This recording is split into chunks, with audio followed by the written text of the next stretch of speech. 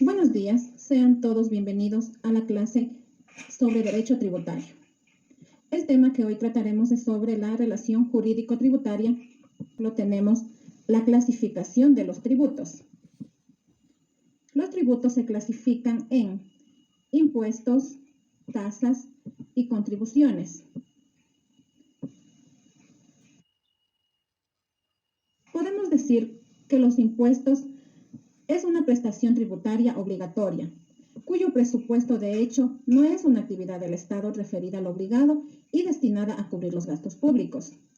Los impuestos son tributos exigidos en correspondencia de una prestación que se concreta de manera individual por parte de la administración pública y cuyo objeto de gravamen está constituido por negocios, actos o hechos que sitúan de manifiesto la capacidad contributiva del sujeto pasivo. Es por ello que podemos concluir que los impuestos es cuando nosotros efectuamos un pago a favor del Estado sin esperar nada a cambio. Tenemos diferentes ejemplos de impuestos, como por ejemplo el impuesto a la renta, que se da cuando nosotros damos en prestación un bien, arrendamos o subarrendamos. El impuesto a consumos especiales, el impuesto general de exportación, el impuesto al valor agregado IVA, impuesto general de importaciones, el impuesto a la herencia, legados y donaciones. También vamos a hablar sobre lo que son las tasas. La tasa solo la paga aquella persona que haga uso de un servicio, por tanto no es obligatoria.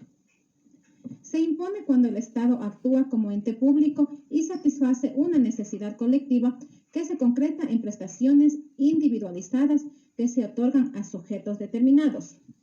Es decir, la tasa es el pago que realizamos y a cambio vamos a recibir del Estado un servicio público oportuno e individual cada una de las personas.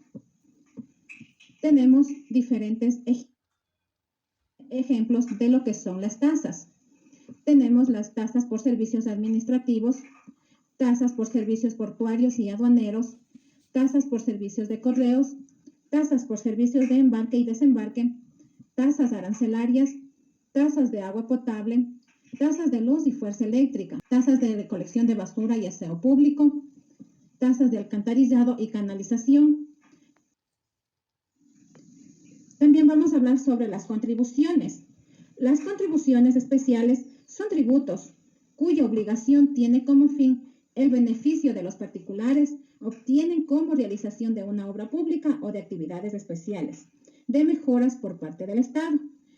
Es una prestación obligatoria, debida en razón de beneficios individuales o colectivos derivados de obras públicas o actividades especiales del Estado. Se puede decir que las contribuciones especiales es cuando yo realizo el pago, siempre y cuando el Estado realice una actividad y genere un beneficio. Ejemplo, tenemos. Yo tengo una casa, digamos, en el centro de la ciudad de La Tacunga y por ahí están realizando diferentes obras como ensanche y construcción de vías de toda clase, están arreglando las aceras y las cercas. Entonces, por ello, mi propiedad va a quedar en mejores condiciones y la propiedad va a aumentar su valor. Eso podemos decir sobre las contribuciones. En el artículo 5 del Código Tributario, concluye que el régimen tributario se presidirá por los siguientes principios: principio de legalidad, generalidad, igualdad, proporcionalidad e irretroactividad. Principio de legalidad. Nullum tributum saina lex significa no hay tributo sin ley. Por lo tanto, este principio exige que la ley establezca claramente el hecho imponible, los sujetos obligados al pago, el sistema de base para determinar el hecho imponible, la fecha de pago, las exenciones, las infracciones, el órgano habilitado para recibir el pago, los derechos y obligaciones tanto de la administración tributaria como del contribuyente. Estos aspectos estarán sometidos ineludiblemente a la norma legal. El principio de legalidad está facultado para establecer, modificar, extinguir o exonerar un tributo. Principio de generalidad. Significa que comprende a todas las personas cuya situación coincida con la que la ley establezca como generador del crédito fiscal. La generalidad se refiere a que todos los individuos deben pagar impuestos, por lo que nadie está exento de esta obligación. Por ende, es aplicable universalmente para todos los sujetos que tengan una actividad económica. Principio de igualdad.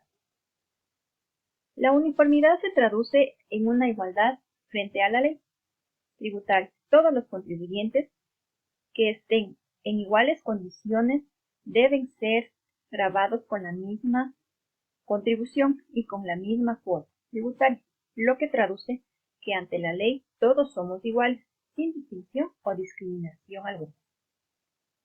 Principio de proporcionalidad. Emana del principio teórico denominado justicia en la imposición.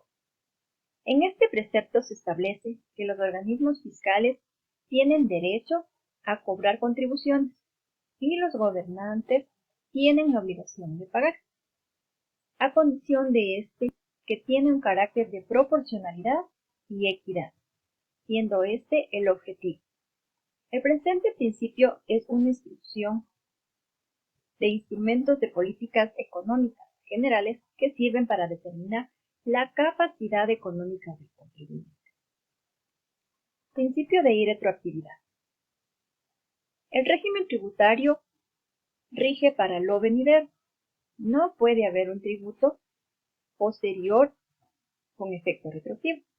Por ende, la ley tributaria no tiene carácter de retroactivo.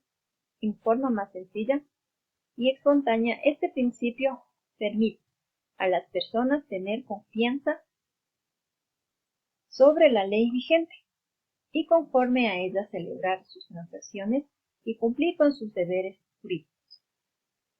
Dar efecto retroactivo a una ley equivale a destruir la confianza y seguridad que tienen las normas jurídicas. Creación, modificación y extinción de un tributo. Los tributos tienen que ser incorporados mediante el órgano al que el constituyente ha otorgado la potestad tributaria, que en nuestro país recae sobre la Asamblea Nacional previa iniciativa del Presidente de la República mediante una ley que debe ser promulgada en la forma prescrita en la Constitución. Al respecto, cabe mencionar que en el artículo 132 y 301 de la Constitución de la República del Ecuador expresa que solo por iniciativa de la función ejecutiva y mediante ley sancionada por la Asamblea Nacional se podrá establecer, modificar, exonerar o extinguir tributos. Es decir, la facultad privativa para presentar los proyectos de ley en materia tributaria corresponde al Presidente de la República. En cuanto a los gobiernos autónomos descentralizados, en el COTAD, en el artículo 186, señala que estos podrán crear, modificar, exonerar o suprimir tasas y contribuciones especiales de mejoras generales o específicas. Es por ello también que se puede mencionar que el Presidente de la República es quien dicta los reglamentos para la aplicación de las leyes tributarias. El director general del Servicio de Rentas Internas, así como el gerente general de la Corporación Aduanera Ecuatoriana, dictarán circulares o disposiciones generales que les permitan tener una mejor eficiencia y eficacia en la administración en cada uno de sus ámbitos, pero ningún reglamento podrá modificar o alterar el sentido de la ley. También hemos creído conveniente mencionar sobre la extinción de una obligación que se la puede realizar en las diferentes formas. La solución o pago. Habrá que pagar un tributo expresado en la ley tributaria de forma parcial o total.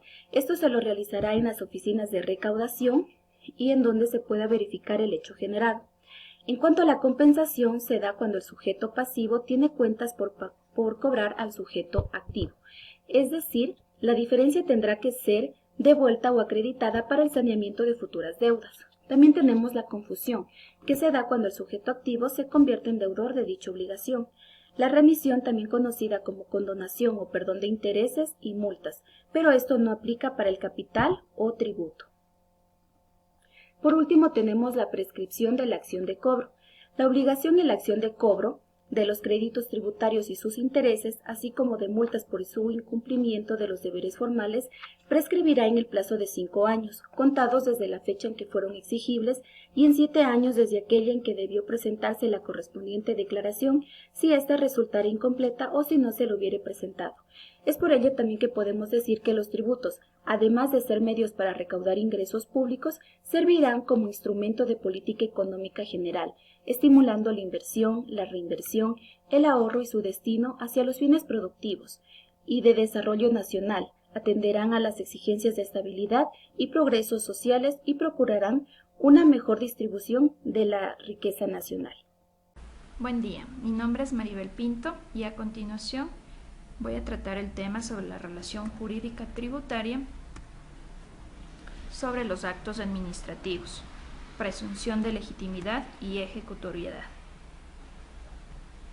Al hablar de actos administrativos, se debe topar aspectos fundamentales como es la estabilidad e impugnabilidad. Esto significa que el acto administrativo, una vez dictado, puede ser ejecutoriado. Sobre la presunción de legitimidad, se presume que el acto es perfecto, es decir, válido y eficaz. También que este cumplimiento es obligatorio, a partir desde que se notifica dicho acto. Pues como lo comenta Camus, la ejecutoriedad será el resultado de presumir que los actos administrativos son ajustados a derecho o legítimos. ¿Por qué se presume que el acto administrativo es legítimo? Esta presunción deriva de las garantías que rodean a la emisión del mismo acto administrativo. Las consecuencias de la presunción de legitimidad es que no hace falta una declaración judicial, que la nulidad de los actos administrativos no pueden declararse de oficio, y también que la ilegitimidad del acto administrativo debe ser alegada o a su vez probada. Respecto a la ejecutoriedad, puede darse circunstancialmente como una competencia de la administración, independiente del acto, para ejecutarlo por sí misma cuando la naturaleza del acto lo permita. ¿En qué se fundamenta la ejecutoriedad del acto administrativo? En el carácter público de la administración, en que es una consecuencia propia de la actividad administrativa, pero a su vez el hecho que el acto sea considerado como legítimo no significa que por ello pueda existir atropellos. Para ello se crearon instituciones jurídicas que reconocen el derecho de tales administrados a oponerse a las decisiones administrativas que menoscaben o lesionen los derechos o intereses, en especial los derechos humanos, concediéndoles a su vez la capacidad y facultad de contradicción, de réplica, de oposición a la decisión pública. A esta doctrina se la denomina impugnación. A través de ella se busca la ilegalidad o nulidad del acto administrativo. Muchas gracias. Esta supremacía es principalmente un conjunto de principios en la vida de los ciudadanos. Además de ella, también contrae el servicio, la salud y la vivienda. Así también determina la validez elaborados por el Estado, en el cual nos dice que estas leyes deberán ser emitidas en el proceso de iniciativa, en el puede identificar acerca con la Constitución. No, a mí me atraía de las normas tributarias, el cual esta supremacía es principalmente un conjunto de principios en la vida de los ciudadanos. Además de ella, también contrae el servicio, la salud y la vivienda. Así también determina la validez elaborados por el Estado, en el cual nos dice que estas leyes deberán ser emitidas en el proceso de iniciativa, en el puede identificar acerca con la Constitución. No